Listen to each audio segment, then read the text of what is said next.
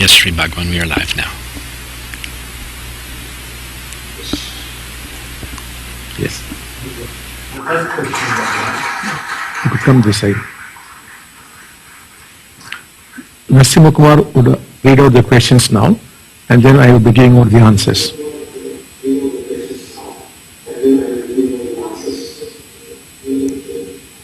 Sri Bhagwan, tomorrow we will be taking our first Diksha directly from the Srimurti.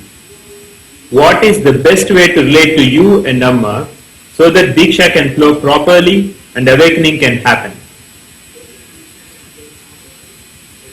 It is not a question of just relating to Amma and Bhagavan. We have often said that oneness is not a cult, which means you could invoke any master, any teacher, any god. And so also you could focus on any teaching of your choice and you could follow any ritual.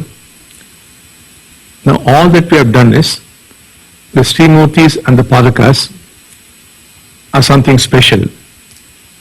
We have done what is called an Avahanam, which is a very ancient process by which you move your consciousness into the Padakas and the Srimurti. Once that is done, however many copies you make of them, they have the same power. Now you have got to use them, that's all. Now let us say you were to invoke the teaching of the Lord Jesus Christ, and let us say the teaching is loving thy neighbor as thyself. Then you have got to chant that teaching for 49 minutes. That becomes the program. When the teaching enters the deeper levels of your consciousness, it programs your consciousness. That is followed by the Diksha. So after chanting the teaching for 49 minutes, whatever teaching you choose, then you have to invoke Christ in the Srimurti, not Amma Bhagavan, and relate to Christ the way Christ expects you to relate to him, or the way you have been relating.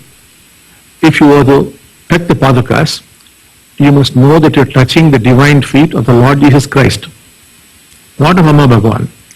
You touch the Srimurti, you are touching the Lord Jesus Christ. If you are properly focused, you would in fact see the Lord Christ there. Let us say the teaching you have to choose is to love oneself. If you were to say, I love myself 49 minutes, now that is Amma Bhagavan's teaching, in which case you have got to invoke Amma Bhagavan. To invoke Amma Bhagavan, the best way to invoke Amma Bhagavan is either as your parents or as your friends. That is the best way we choose. That's the one with which we are very comfortable. The mother-father equation or that of a friend. Now let us say you were to invoke the Buddha's teaching that all things are empty, in which case you got to invoke the Buddha, and you may have to invoke the Buddha as a teacher and relate to him the way one relates to a teacher. So it depends on you. So you could choose any master, any god, any teaching. We are of course doing the kind of rituals that we are used to. It does not mean you have got to do those rituals. You have the freedom to do them, but you could in turn prepare your own rituals depending on your culture and your background. We're only asking you to observe these rituals so that you get the essence out of them and create ultimately your own rituals. So you should not think it has to be merely invoking of Amma Bhagavan. No. You could invoke any one of your choice. This you have to be very, very clear about. If you were to understand that you must only invoke Amma Bhagavan, only Amma Bhagavan's teachings, only these rituals, then it becomes a cult. That is why we have been very wary of giving it out. So we have been taking all possible precautions, and it is your responsibility to see that it does not become a cult. We move on to the next question. So the next question is Bhagwan. Bhagwan, many charges fall off quickly these days, but there are some that are very deep and do not seem to release easily. They stay with me and cause a lot of hurt no matter how deep I stay with them. Can you please talk about what to do with charges that don't seem to dissolve quickly and seem stuck deeply in us? How can we truly heal them? First of all, you cannot be free of all charges. And one need not be free of all charges to become awakened.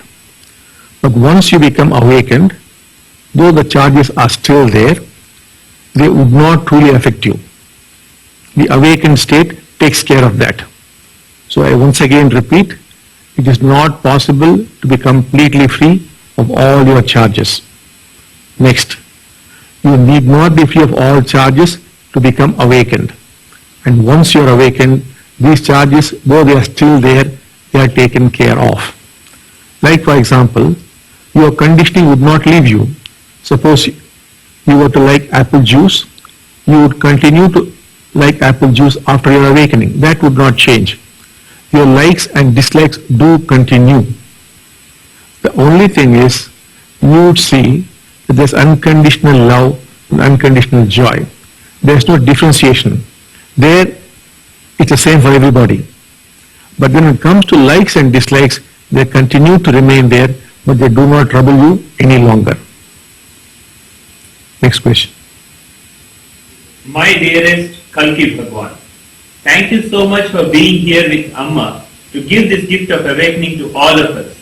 All of us want to see the divine in our life in a major way, and we ask that you fully release miracles and mystical experiences to us. We want to be saturated by the divine and be witness to major miracles as a natural way of life. Please unleash miracles in all forms across the West. Please bring the divine as a living reality to all of us in our hearts and to where we can physically walk and talk with the divine. When can we expect to see miracles like what are happening in India right now? Once a large number of people move into the devotional mode, you would see it would be raining miracles. There will only be miracles and miracles.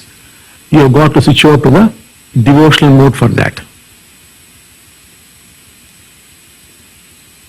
Sri Bhagwan, what is the most important thing we as Diksha givers can do on a daily basis to stay connected with you and Amma and to most powerfully receive your grace and the benediction of awakening? We want to be connected with this grace each and every day, not just during these oneness intensives and retreats. Yes. Once you have gone through these retreats, you could repeat this back home on a daily basis, weekly basis, or a monthly basis. It all depends on you. But the ideal thing is to do it in the same place, the same time. And then you would find that the process would begin to get deeper and deeper. Then it reaches a point where it does not reverse. The process is thereafter continuous and for all time. Remember, awakening or enlightenment is not a destination. It is only a journey. It's a process. It's a never-ending process. Now the process that is initiated here, it might stop or it might reverse. In which case, you have to keep doing this back home. As you keep doing it, generally over a period of 3 months, what happens is the process becomes permanent. It's a non-stop, 24-hour, ever-present process. That is when you would actually declare you awakened. But now and then the process may stop or might reverse. In which case, you keep doing the process back home, keep doing it. For some people, in a matter of a few weeks, it becomes permanent. And thereafter, every moment is new to you. Because it's a process. Every day is new, every moment is new. It never stops thereafter. The process is the awakening. So once it's done today, back home you could repeat it. But the only thing is, it is best to do it same place, same time. Next question. Sri Bhagwan, what is the role of hands-on Diksha during this special time in oneness? How can we use this tool in the most powerful way to help others to move into states of oneness, awakening, and God realization? Do you recommend that we continue to give the Diksha to one another? What can you tell us about how we can best give Diksha to others?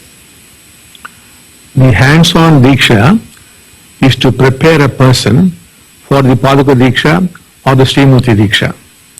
So it has its place, it is important, it is essential. So you must use the hands-on Diksha to prepare the person for the Padaka Diksha and the Srimurti Diksha. And in case somebody is stuck, is not moving, then also you could use the hands-on Diksha to get him moving. The other thing is, those whose hearts have flowered through the process, their Dikshas are the best Dikshas. So you must focus on having your hearts open up. Once the heart has flowered, the Dikshas become enormously powerful. They make the best Diksha givers. Last question, Bhagwan. Sri Bhagwan, can you give us full blessings for becoming fully awakened tomorrow as we take the Srimurti Diksha? We are seekers and we want this state, and we would ask that you give full blessings that this state should be given to us. Thank you so much, Sri Bhagwan. You will have all our blessings. Amma and I will love you so much. In fact, when I look at you, I get a strong feeling that most of you will be making it.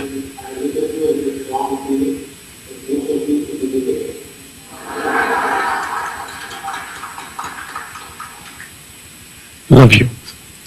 See you in the process.